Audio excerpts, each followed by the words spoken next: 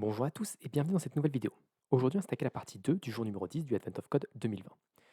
Donc dans cette deuxième partie de puzzle, je l'ai déjà fait, je vous avoue, mais j'ai trouvé la bonne solution.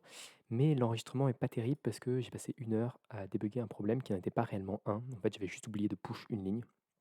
Et donc bon, je me suis dit que c'était pas très intéressant comme vidéo d'avoir une vidéo d'1 h 15 juste pour à la fin, enfin pour que les gens soient frustrés en me regardant en me disant mais t'as oublié ça. Donc je me dis que je vais peut-être le refaire juste pour vous montrer, la solution du problème de manière un peu plus succincte. Donc j'ai, réinitialisé mon code. Donc vous voyez d'ailleurs j'ai pas réinitialisé sur, GitHub. Donc on va pouvoir commencer tout de suite avec mon partie 2. Je vais vous expliquer le puzzle. Donc le puzzle, c'est, on va devoir découvrir, toutes les combinaisons possibles, de chemins pour arriver jusqu'au, chiffre final. Donc partir de 0 et arriver au 22 et tout ça, en calculant toutes les combinaisons possibles. Donc on peut aller de 1, 4, 5, vous voyez, 1, 4, 5, 1, 4, 6, 1, 4, 7, et cetera. Et donc il faut prendre toutes les combinaisons possibles et calculer le nombre de combinaisons. Donc une fois qu'on a ça, on a 2 tests pour cette partie. Donc je vais écrire le code pour écrire les 2 tests. Donc on a un fn part compute partout, donc qui va nous retourner un usize, qui va prendre un raw input qui est un str. Donc ce qu'on va faire, c'est qu'on va faire un input est égal à input de raw input. Donc ça fait 1 heure que je cogite sur le truc et que je me prends la tête, donc c'est peut-être pas très frais aussi sur les parties de base, la base. Donc on va faire un input.sort également. Et ensuite, on va avoir une fonction récursive.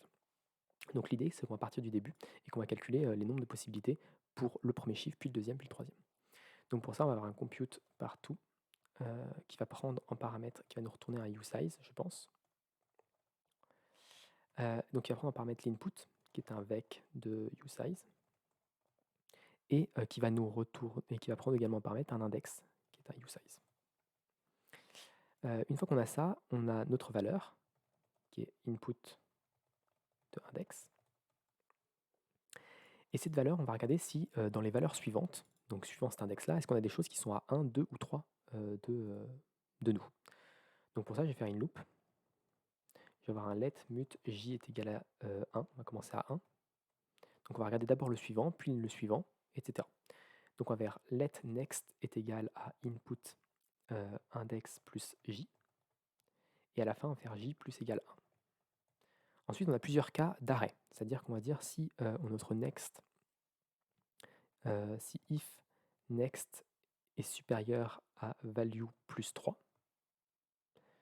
Donc si notre next a plus de 3 caractères, alors est-ce qu'il y a un égal value plus 3? Je pense que c'est bon comme ça. Donc si next est supérieur à value plus 3, dans ce cas-là, ce qu'on va faire, c'est qu'on va break, qu'on va sortir de la loupe. Parce qu'on est arrivé à un endroit où on est trop loin de toute façon et on ne peut pas les atteindre. Ensuite, si ce n'est pas le cas, dans ce cas-là, on va essayer de calculer le nombre de valeurs qu'on a pour qu'on a pour next. Donc là, on va faire number of possibilities. Alors même pas, parce que le number of possibilities, ça va être notre résultat final, le nombre de possibilités pour cette valeur-là. Donc on va avoir let mut number of possibilities est égal à 0. Et donc ici, on va additionner, on va ajouter les nombres de possibilités pour input index plus j. Donc l'idée, c'est qu'on va calculer le chiffre suivant, le nombre de possibilités qu'il a, et nous, nos possibilités à nous, c'est le nombre de possibilités de ce chiffre suivant, plus les autres chiffres qu'on peut atteindre. Donc si on peut atteindre 2 chiffres, et ben on va additionner les possibilités pour ces 2 chiffres. Si on peut atteindre 3 chiffres, on va additionner les possibilités pour ces 3 chiffres. Si on peut atteindre qu'un seul chiffre, et ben on prend juste le nombre de possibilités de ce chiffre-là, parce qu'il n'y a qu'un seul chemin possible. Et enfin, à la fin de cette loupe-là, on va retourner number of possibilities. Donc ça, c'est, on va dire, la partie un peu initiale. Et donc là, ce qu'on va retourner ici, c'est compute partout de input et de 0, parce qu'on va retourner la valeur initiale. Est-ce qu'on est bon à ce niveau-là? Donc au niveau du main, on va appeler partout. Et puis on va également écrire un test. Donc on va faire fn test partout. Donc c'est un test. Et puis on va faire des asserticals. Alors je vais copier-coller ce test-là parce que globalement, ça va être les deux mêmes inputs. Donc les deux mêmes inputs, sauf que là, ce ne sera pas part1 qu'on va appeler, ce sera partout. Et dans les réponses, pour celui-là, pour le premier, c'est 8 et pour le deuxième, c'est 19 208. OK. Donc là, je vais pouvoir lancer mon cargo test. Alors, input cannot borrow as immutable. Alors pourquoi? Parce que ici, pour faire un sort, il faut qu'on dise que c'est mutable. Ici, input borrow after move. Alors ici, ce qu'on va prendre, c'est on va prendre une référence plutôt. Il est où mon compute? Il est là. Donc ici, on va prendre plutôt une référence. Ce sera plus simple. Enfin, ça évitera ce genre de problème. OK. Donc là, on a un premier problème, c'est qu'on arrive à la fin de la boucle, la fin de l'élément, on compute. Et ici, quand on fait index plus j, on peut atteindre à l'extérieur de la valeur. Donc l'idée, c'est de dire que if index plus j est supérieur à input.length, dans ce cas-là, on break. Alors c'est peut-être un supérieur ou égal. On va voir. Ouais, c'est supérieur ou égal. Donc là, on n'a plus le problème. Par contre, on a obtenu 0 alors qu'on s'attendait à avoir 8. Alors pourquoi on a ce problème-là? Parce que en fait, on commence à 0 ici. Et si on est le dernier chiffre, si on est le dernier élément de l'input, alors ça aussi c'est quelque chose que j'ai mis un peu de temps à comprendre, mais bon, pas tant de temps que ça, mais si on est le dernier chiffre de l'input, par exemple ici, si je prends par exemple ce 19 ici, qui est le dernier chiffre, bah, on va avoir aucun suivant. Donc en fait, notre boucle ici, elle va rien faire, elle va break à chaque fois parce qu'on va sortir, on va être supérieur à chaque fois, donc elle va break, et du coup on va retourner number of possibility, on va retourner 0. Donc pour 19, on va retourner 0, et du coup 16, ça sera 0, etc. En fait, ce qu'on veut faire, c'est que 19, ça soit égal à 1. Le dernier, c'est toujours égal à 1 parce que c'est la dernière possibilité, en fait, c'est la possibilité initiale, on va dire. Donc ce qu'on va faire pour ça, c'est qu'on va dire tout au début, on va dire if index est égal à input.length moins 1. Dans ce cas-là, on return 1. On return 1. Parce que le 19, bah, il y a une possibilité pour aller au 19 ou au 2. Et ensuite, du coup, 16, ça sera une possibilité aussi, 15, ça sera une possibilité, etc. Donc si je relance mon test, là, on a l'erreur qui m'a fait, maintenant qu'on est arrivé à ça, j'ai mis à peu près autant de temps pour avoir atteint ça. Maintenant, on a l'erreur qui m'a posé problème pendant 1 heure dans la dernière vidéo, que je n'ai pas publiée du coup. Alors ce problème-là, ça vient du fait que... alors après, j'ai écrit beaucoup de tests, j'ai écrit plein de tests pour essayer de comprendre pourquoi. Le truc, c'est que j'aurais pu écrire un test tout simple. Le premier test qu'on fait ici, on a une seule possibilité au début. On commence forcément par 1, parce que le 4 est trop loin. Le deuxième chiffre, c'est 4 et il est trop loin. Mais si on a plusieurs possibilités au début, ça peut poser problème. Donc si je fais un ACRT équivalent, tac, partout, tac. Donc ici, si je fais 1, 2, 3, juste avec cet exemple-là, j'aurais fait cet exemple-là et je l'aurais fait. En fait, j'ai mis le mauvais chiffre ici. J'ai fait plein de tests, mais j'ai mis le mauvais chiffre ici. Le problème ici, c'est si je mets 42, hop, ça va me retourner un expected token. J'ai oublié un point virgule. Voilà. Donc là, ça va me retourner 2. Et en fait, c'est pas bon. Donc les possibilités, c'est 0, 1, 2, 3. Il y a aussi 0, 2, 3. Il y a aussi alors, 0, 2, 3. Il y a aussi 0, 3 qui est possible.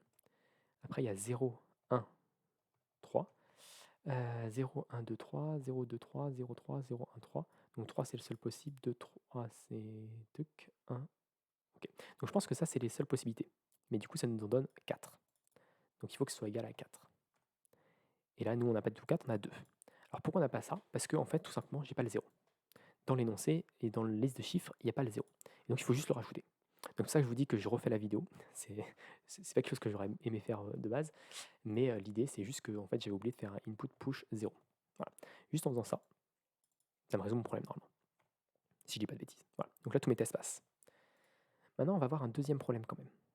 Si je lance le cargo test là, sans mes commentaires, si je fais un cargo run, là, ça va tourner dans la small pendant un certain temps. Donc on voit là, ça tourne. Normalement, tous les exemples devraient être résolus instantanément. Donc là, c'est un peu lent. On peut essayer en release. Et d'habitude, c'est beaucoup plus rapide en release. Mais là, on voit aussi que ça tourne parce que l'input est beaucoup plus grand. Et donc, il va falloir qu'on fasse un système pour pas que ça prenne 10 ans à calculer le résultat. Donc comment faire ce système-là? Je pense que en fait, le truc, c'est qu'ici, avec cette boucle, on calcule plusieurs fois le même chiffre. Et c'est une perte de performance parce qu'on calcule à chaque fois des chiffres identiques. Donc l'idée, c'est d'avoir un système de cache. Donc comment on fait pour un système de cache? On va créer un let cache est égal à hmap new. Donc ça, c'est un système de cache et on va le passer en paramètres. On va passer notre cache ici en paramètres. Donc si j'ai mon cache en paramètres ici, ce que je peux faire, c'est le prendre ici en mutable. Donc ça va être hmap. Donc l'idée, c'est que mon hmap ici, il va être de usize vers usize. Il va me calculer, pour chacune des valeurs, il va me donner le nombre de possibilités qui existent pour cette valeur-là. Donc on va la calculer plus qu'une seule fois, parce qu'on va la stocker après. Tout au début, je vais dire que if let sum number of possibilities égale de cache.getValue. Dans ce cas-là, on return number of possibilities. Donc ça veut dire que si on est déjà dans le cache, on retourne la valeur qui est dans le cache. On n'a pas besoin de recalculer. Donc là, il faut passer en référence ici. Je crois qu'ici, on faut repartir comme ça. Et ici, il faut que je lui passe le cache. Ensuite, une fois qu'on est à la fin, tout à la fin ici, on peut faire cache.insert value number of possibilities. Donc à la fin, quand on a calculé le nombre de possibilités, on l'insère dans le cache. Comme ça, après, on pourra la réutiliser plus tard si on rappelle la fonction avec le même index. Enfin, le même index ou le même value, c'est la même chose. Donc si je lance ça ne va pas fonctionner. Parce que, alors déjà, je n'ai pas importé hmap, donc ça risque pas de fonctionner.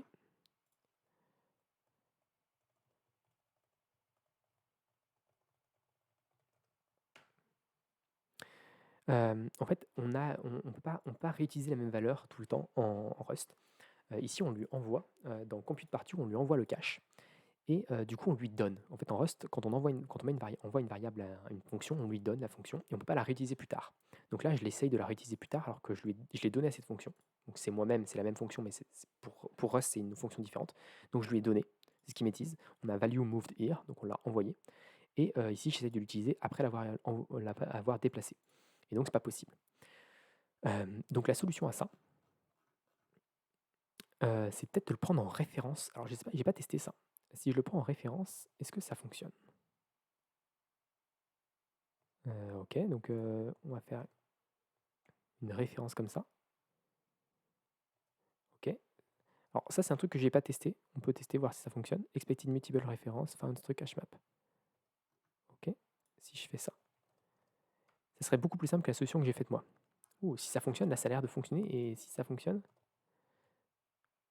ça serait beaucoup plus simple que la fonction que j'ai fait moi. Ah non, ça ne fonctionne pas. Cannot borrow, mutable, mute cache. Data moved, cache is type copy.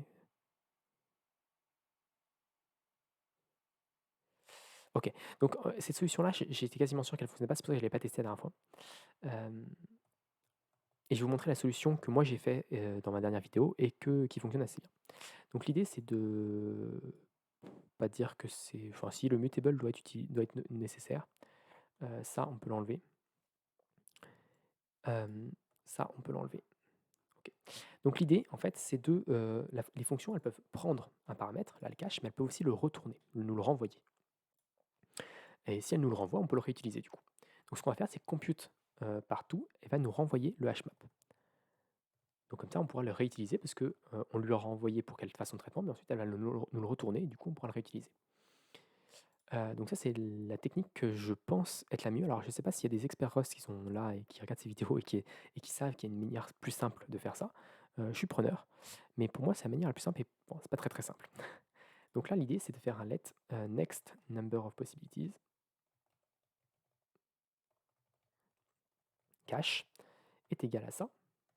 Donc en fait, il nous retourne deux valeurs, le next number of possibilities et le cache. Et le new cache, on va dire. Alors même si c'est pas vraiment new, puisqu'en fait c'est le même cache en réalité.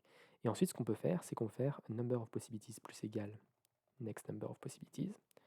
Et cache est égal à new cache. Ok. Du coup, ici c'est bon. Par contre, quand on retourne, on doit retourner le cache. Et ça, c'est un peu embêtant de devoir le mettre à chaque fois. Donc il y a peut-être sans doute une solution plus simple que je ne connais pas. Mais Actuellement, c'est la seule solution que je connaisse pour faire ce que j'aimerais faire à ce niveau-là. Donc à chaque fois, je dois retourner le cache. Je retourne le cache, je retourne le cache. De toute façon, si j'en oublie, ils vont me le dire. Ici aussi, je dois retourner let number of possibilities cache. Donc ici, le cache, je m'en fiche un peu parce que j'en ai plus besoin à ce niveau-là. Donc hop, je mets avec un underscore devant pour pas qu'il m'embête. Et donc je vais essayer de compiler. Alors, usize, hmap, expecting tuple. Alors, cache, qu'est-ce qu'ils nous disent? Donc ici, ligne 49, j'ai une référence qui aurait pas dû être restée. Ici, implicit return as an hotel or return expression. Compute partout. Alors, compute partout. Ici, j'ai mis un point virgule alors qu'il fallait pas. Voilà. Et du coup, ici, ça me donne un chiffre. Alors, je sais pas si c'est le bon. J'espère. On va regarder tout de suite. 43, 40, 62. Ça a l'air d'être bon. On va quand même faire un petit test pour être sûr. Donc, dans le test partout, qui est où mon test partout? Là. Donc, ce qu'on peut faire, c'est faire un assert équivalent. Alors ça, je vais copier-coller ce chiffre-là, qui est le chiffre officiel que j'ai rendu et qui est bon. Et donc je vais faire partout de row input. Et donc si je fais cargo test, normalement, c'est instantané, vous voyez, c'est assez rapide, hein. Même si je ne mettais pas la release, même si je faisais en mode debug, vous voyez, c'est instantané pour trouver le résultat avec le cache. Alors que tout à l'heure, ça moulinait. Donc voilà pour cette partie 2. C'est un peu spécial parce que je l'avais déjà faite et que j'ai galéré sur, sur une bêtise. Donc voilà, ne pas oublier le push 0. Je sais pas où est-ce qu'il est, qui m'a embêté beaucoup. Voilà, le push 0 ici qui rajoute quelques possibilités en fait. Il rajoute pas énormément de possibilités, mais quelques-unes. En gros, il double quasiment l'input, le résultat. Donc voilà, donc c'est le petite erreur qui m'a fait perdre 1 heure. Donc j'ai préféré refaire la vidéo pour qu'elle soit un petit peu plus agréable à regarder. Donc voilà pour ça, j'espère qu'elle vous a plu. Si elle vous a plu, n'hésitez pas à vous abonner à la chaîne et à la partager autour de vous. Et puis moi, je vous donne rendez-vous très rapidement pour la suite de ce Advent of Code 2020.